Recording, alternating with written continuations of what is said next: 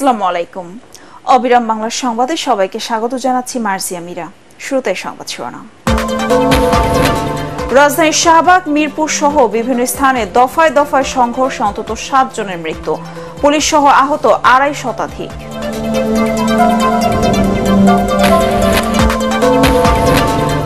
দেশে অনির্দিষ্টকালের কারফিউ চলছে, ঘর থেকে বের না হওয়ার আহ্বান পুলিশের, আজ থেকে 3 দিনের সাধারণ ছুটি।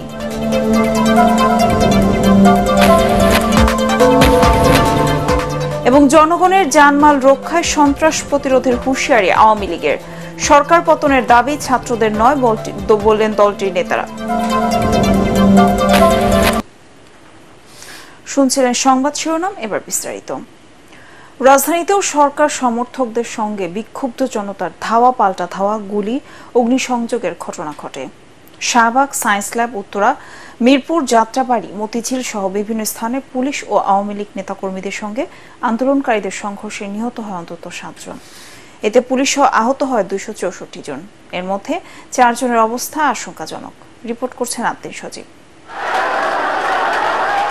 ঢাকার আকাশে কালো ধোঁয়া। অসহযোগ আন্দোলনের প্রথম দিন, সকাল থেকেই উত্তপ্ত রাজধানী। দিনের শুরুতেই শাহবাগে আওয়ামী লীগের নেতাকর্মীদের ধাওয়া দিয়ে সড়ক দখলে নেয় আন্দোলনকারীরা। আগুন দেয়া হয় বঙ্গবন্ধু শেখ মুজিব মেডিকেল বিশ্ববিদ্যালয়ের বেশ কয়েকটি যানবাহনে। ঘটে ভাঙচুরের ঘটনাও। এতে আতঙ্কিত হাসপাতালের চিকিৎসক, রোগী ও তাদের স্বজনরা। সায়েন্স ল্যাব মোড়েও বিক্ষোভকারীদের সঙ্গে ছাত্রলীগ পুলিশের ধাওয়া পাল্টা ধাওয়ায় আহত হয়েছেন কয়েকজন। সরকার বিরোধী নানা স্লোগান দিয়ে সড়ক অবরোধ করে শিক্ষার্থীরা। এটা কেন করলো? এই শান্তিপূর্ণ আন্দোলনে কেন তারা আক্রমণ করলো? এটা আমরা তীব্র নিন্দা জানাই। বাংলা মোটরেও বিক্ষুব্ধ জনতার সঙ্গে আওয়ামী লীগ ও ছাত্রলীগের নেতাকর্মীদের সংঘর্ষ বাধে। পুলিশ বক্স ও বাসে আগুন দেয় দুর্বৃত্তরা।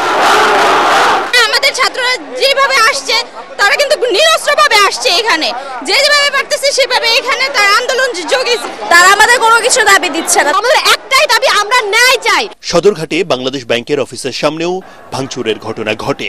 ঢাকার সিএমএম আদালতে পুলিশের গাড়িতেও আগুন দেয়া হয়। থমথমে পরিস্থিতি যাত্রাবাড়িতেও। কুতুবখালীতে ঢাকা চট্টগ্রাম মহাসড়ক অবরোধ করে বিক্ষোভ করে আন্দোলনকারীরা।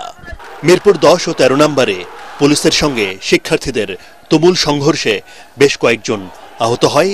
দিনভর চলে ধাওয়া পাল্টা ধাওয়া। উত্তপ্ত উত্তরাও। বিএনএস ভবনের সামনে শিক্ষার্থীদের সঙ্গে আওয়ামী লীগ নেতাকর্মীদের সংঘর্ষে আহত হয় কয়েকজন। নীরব ভূমিকায় দেখা যায় পুলিশকে। আব্দুল সজীব, এটিএন বাংলা, ঢাকা। পুলিশ, আওয়ামী লীগ ও শিক্ষার্থীদের ত্রিমুখী সংঘর্ষে রণক্ষেত্রে পরিণত হয় রাজধানীর মিরপুর এলাকা। শত শত রাউন্ড গুলি ছোড়ে পুলিশ। পরে মিরপুর 10 নম্বর গোল চত্বরে অবস্থান নেন আন্দোলনকারীরা। রিপোর্টে জানাচ্ছেন মাহবুব কবির চপল।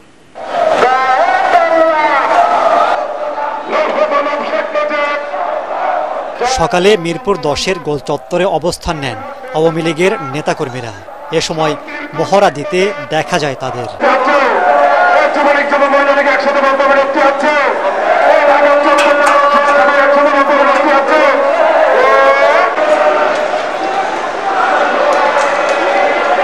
পরে শিক্ষার্থীরা সেখানে আসতে চাইলে আওয়ামী লীগের নেতাকর্মীরা তাদের ধাওয়া দেয়। চলে গোলাগুলি। শিক্ষার্থীরাও পাল্টা জবাব দেয়। দুপুরের পর আওয়ামী লীগের নেতাকর্মীদের সাথে যোগ দেয় পুলিশ। আন্দোলনরত শিক্ষার্থীদের উপর টিয়ার শেল, সাউন্ড গ্রেনেড ও গুলি ছোড়ে তারা।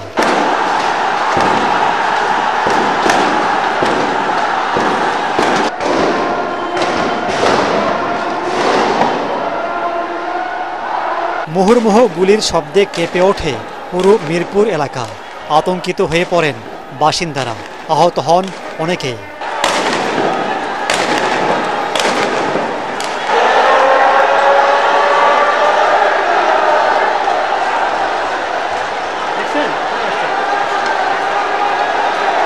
বিকেলে পুলিশ ও আওয়ামী লীগের নেতাকর্মীদের ধাওয়া দিয়ে মিরপুর 10-এর গোল চত্বরে অবস্থান নেন আন্দোলনরত শিক্ষার্থীরা।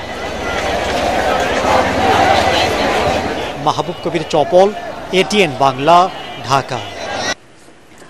দর্শক, রাজধানীর বাবুবাজার এলাকা থেকে কারফিউ সহ সার্বিক পরিস্থিতি জানাচ্ছেন মনির হোসেন তপু।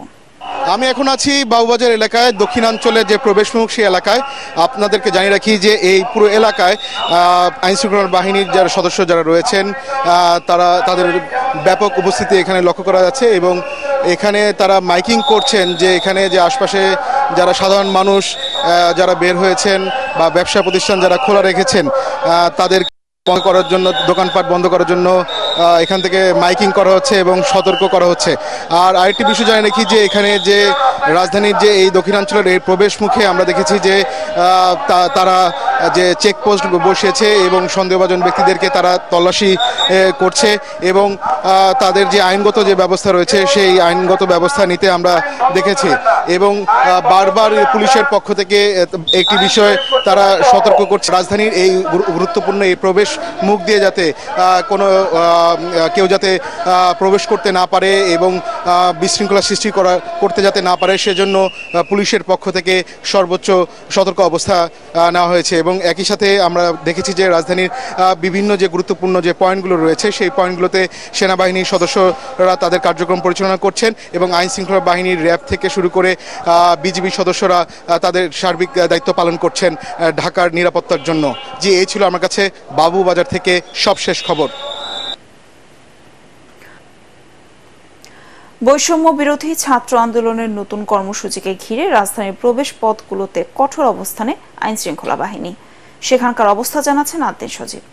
আমরা সকাল থেকে যে পরিস্থিতি দেখছিলাম যে এখানে প্রায় কয়েকশো লরি, ট্রাক এবং বিভিন্ন পণ্যবাহী বা মালামাল নিয়ে যারা পরিবহন করেন এমন পরিবহন আমরা দেখতে পাচ্ছি যে গাবতলীর যে প্রবেশ মুখ এবং গাবতলী থেকে ছেড়ে যাওয়ার যে রাস্তাটা সেখানে তাদেরকে আমরা দেখছি যে দাঁড়িয়ে আছে। বিশাল এক যানজট তৈরি হয়েছে, প্রায় হাফ কিলোমিটার পথ চলে গেছে গাবতলীর বাস টার্মিনালের এই পাশটাতে এবং এই দিকটাতেও আমরা দেখতে পাচ্ছি যে সাভারের দিকে লম্বা একটা যানজটের পরিস্থিতি সৃষ্টি হয়েছে। মূলত এখানে যেটা হয়েছে যে লং মার্চ টু ঢাকা যে কর্মসূচি রয়েছে বৈষম্য বিরোধী ছাত্র আন্দোলনের, সেই কর্মসূচি তারা যেটা দিয়েছে সেই সতর্কতার জায়গা থেকেই এখানে পুলিশ, আইন শৃঙ্খলা বাহিনী আমরা দেখতে পাচ্ছি, সেনাবাহিনীর সদস্যরাও রয়েছেন এবং ব্যাপক পরিমাণে এখানে ব্যাপক সংখ্যক পুলিশের উপস্থিতি আমরা দেখতে পাচ্ছি। আমরা এখানে দেখতে পাচ্ছি যে অনেক ট্রাক চালক এবং ট্রাক চালকের যারা সহযোগী রয়েছেন, যারা বিভিন্ন মালামাল নিয়ে এসছেন এই শহরে, আবার ব্যাক করছেন কিংবা মালামাল নিয়ে ব্যাক করছেন, তারা অনেকে আটকা পড়ে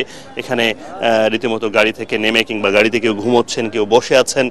আপনারা কি গাড়ির লোক? আমরা এই গাড়ির লোক। আমরা কালকে 9টার সময় জায়গায় আইছি, রাস্তা ক্লিয়ার ছিল, পরে পুলিশরা আমাদের আটকা রেখেছে আর যাইতেই দিল না। আচ্ছা, তারা কিছু বলতেছে না যে এই সমস্যা ওই সমস্যা, কিছু বলতেছে না। তার মানে হচ্ছে যে রাত 9টা থেকে এখানে রাস্তাটা আটকা আছে। আপনারা দেখতে পাচ্ছেন যে এখানে একটা ইটের গাড়ি ঠিক এমন ভাবে আছে যে এই পাশ দিয়ে আর মানে গাড়ির রাস্তাটা ব্লক করে রাখা হয়েছে এবং তারা বলছেন যে তাদের খাওয়া দাওয়া সহ নানা রকমের অসুবিধা হচ্ছে। যদিও তারা বিভিন্ন জায়গায় ছুটে চলেন, এরকম একটা বাস্তবতায় তারা যখন এভাবে আটকে আছেন ঘন্টার পর ঘন্টা, তখন বেশ অসুবিধাই হচ্ছে। তবে আমরা এই কিছুক্ষণ হলো যে আমরা দেখতে পাচ্ছি পুলিশ প্রশাসন এবং সেনাবাহিনীর উদ্যোগে এখানে এই যানগুলো চলে যাওয়ার কিংবা বিকল্প কোনো পথ দিয়ে এই শহর থেকে ছেড়ে যাওয়ার কোনো উপায় আছে কিনা সেই জন্য তারা বিভিন্ন বিষয়ে আলোচনা করছেন। এখন কতক্ষণ নাগাদ এই পরিস্থিতি স্বাভাবিক হবে সেটা হয়তো আরো কিছুক্ষণ পরে বলা যাবে। আজ থেকে বুধবার পর্যন্ত সারা দেশে সাধারণ ছুটি ঘোষণা করেছে জনপ্রশাসন মন্ত্রণালয়। এই সময় দেশের সব সরকারি, বেসরকারি ও স্বায়ত্তশাসিত প্রতিষ্ঠান বন্ধ থাকবে। এর আগে রোববার সন্ধ্যা 6টা থেকে ঢাকা সহ দেশের সব সিটি কর্পোরেশন, বিভাগীয়, জেলা, উপজেলা শহরে অনির্দিষ্টকালের জন্য কারফিউ জারি করে স্বরাষ্ট্র মন্ত্রণালয়। এ সময় সবাইকে কারফিউর নিয়ম মেনে চলার আহ্বান জানানো হয়।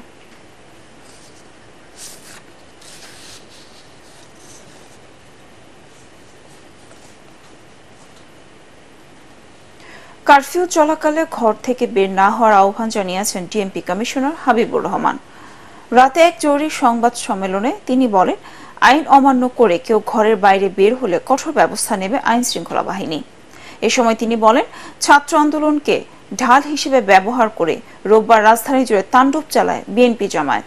নাশকতাকারীরা ঢাকায় 10টি পুলিশ বক্স ভাঙচুর করে। এতে ওয়ারি বিভাগের ডিসি সহ মোট 11 জন পুলিশ সদস্য আহত হন।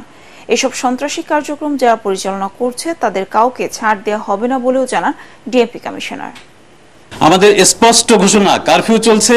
দেশের প্রচলিত আইনে কারফিউর ভিতরে কোন লোক কোন অবস্থাতেই ঘরের বাইরে হতে পারে না। সুতরাং যে কোনো লোক যে কোনো অবস্থায় ঘরের বাইরে হলে তার বিরুদ্ধে আইনগত ব্যবস্থা গ্রহণ করা হবে এবং সেক্ষেত্রে আমাদের যে ব্যবস্থা সেটি 100% জিরো টলারেন্স এবং 100% আইন অনুযায়ী পরিচালিত হবে। কারফিউ চলাকালে কিছু কিছু সেবা ব্যতিক্রম হিসেবে হয়ে থাকে, যেমন আমরা সংবাদকর্মীদের পাশ দিয়ে থাকি, আইন শৃঙ্খলা বাহিনীর গাড়ি এবং যে নিত্য প্রয়োজনীয় পরিষেবা যেগুলো রয়েছে, বিদ্যুৎ, পানি, গ্যাস, সেগুলোর গাড়ি যদি থাকে, ডাক্তার, নার্স তারা যেতে পারবে এবং যদি কেউ বিদেশে যায় এয়ারপোর্টে যাওয়ার ক্ষেত্রে তার যে টিকিট সেটি তার পাস হিসেবে পরিগণিত হবে। জনগণের জানমাল রক্ষায় সন্ত্রাস প্রতিরোধে কঠোর হুঁশিয়ারি দিয়েছে আওয়ামী লীগ। সভাপতি মণ্ডলীর সদস্য জাহাঙ্গীর কবির নানক জানান, সরকার পতনের দাবি ছাত্রদের নয়, বিএনপি জামায়াতের। এদিকে সন্ত্রাস ও সহিংসতার পথ বেছে নিয়ে কোটা আন্দোলনকারীরা বিএনপির এক দফার সাথে একাত্মতা ঘোষণা করেছে বলে মন্তব্য করেছেন তথ্য প্রতিমন্ত্রী মোহাম্মদ এ আরাফাত। মনির হোসেন তোপর রিপোর্ট। চলমান পরিস্থিতি নিয়ে ধানমন্ডিতে আওয়ামী লীগ সভাপতির রাজনৈতিক কার্যালয়ে জরুরি সংবাদ সম্মেলনের আয়োজন করা হয়। দলের সভাপতি মণ্ডলীর সদস্য জাহাঙ্গীর কবির নানক বলেন, জনগণকে সাথে নিয়ে নেতাকর্মীদের ঐক্যবদ্ধভাবে পাড়া, মহল্লা ও রাজপথে সতর্ক অবস্থায় থাকতে হবে। বাংলাদেশ আওয়ামী লীগের সকল নেতা কর্মী সহ দেশপ্রেমিক ছাত্র জনতাকে আহ্বান জানাবো, যে যেখানে আছেন ঐক্যবদ্ধভাবে দেশ বিরোধী অপশক্তি জামাত বিএনপিকে প্রতিরোধ করতে হবে। শান্তিপূর্ণ উপায় চূড়ান্ত লড়াইয়ের জন্য রাজপথে নেমে আসতে হবে। আমাদের শেষ রক্তবিন্দু থাকতে সন্ত্রাস ও নৈরাজ্য সৃষ্টিকারীদের আস্ফালন আমরা সহ্য করব না। ছাত্রদের আন্দোলনে বিএনপি, জামাত, ছাত্রদল, শিবির ঢুকে অগ্নিসন্ত্রাস ও ধ্বংসযজ্ঞ চালাচ্ছে, তাদের প্রতিহত করতে হবে বলেও জানান তিনি। তারা শিক্ষার্থী নয়, এরা বিএনপি, জামাত, ছাত্রদল, শিবির ও জঙ্গি গোষ্ঠীর সশস্ত্র ক্যাডার বাহিনী। আমরা অভিভাবকদের প্রতি আহ্বান জানাবো, এই সন্ত্রাসীদের অপপ্রচার ও গুজবে বিভ্রান্ত হবেন না। এদিকে সংসদ ভবন প্রাঙ্গণে তথ্য প্রতিমন্ত্রী মোহাম্মদ এ আরাফাত বলেন, ছাত্র আন্দোলন এখন পুরোপুরি রাজনৈতিক। সরকারের সাথে আলোচনার পথ খোলা আছে জানিয়ে তিনি বলেন, আন্দোলনকারীরা নাশকতার পথ বেছে নিলে তাদের উপর সর্বোচ্চ আইন প্রয়োগ করা হবে। বিএনপি তো আগেরই দাবি এটা, তারা বিএনপির সাথে একত্রতা প্রকাশ করলো গতকাল, এখন আর তারা আলাদা থাকলো না, এটা এখন বিএনপি জামাতই হয়ে গেল। জনগণ এবং মানুষের বা ছাত্রদের অধিকারের জায়গায় থাকলো না, সেই অধিকার পূর্ণ হয়েছে। আলাপ আলোচনা মাধ্যমে শান্তিপূর্ণভাবে সমাধান করতে চাই। অশান্তি সৃষ্টি করা হলে সেটা শক্ত হাতে দমন করা হবে। সহিংসতা ও গুজব প্রতিরোধে সাময়িকভাবে ফেসবুক, হোয়াটসঅ্যাপ বন্ধ রাখা হয়েছে বলেও জানান তিনি। মনির হোসেন তপু, এটিএন বাংলা, ঢাকা। এবার পার্টিস খেলার খবর।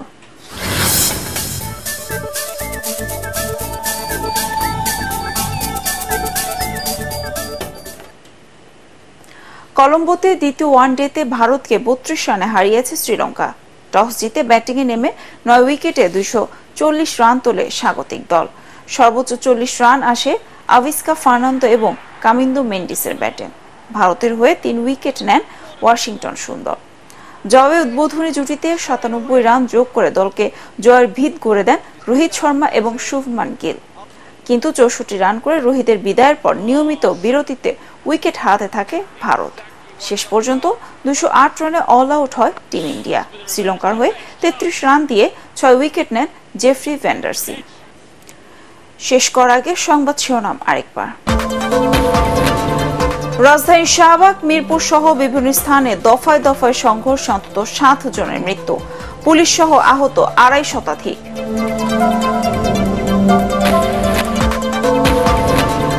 দেশে অনির্দিষ্টকালের কারফিউ চলছে, ঘর থেকে বের না হওয়ার আহ্বান পুলিশের। আজ থেকে 3 দিনের সাধারণ ছুটি।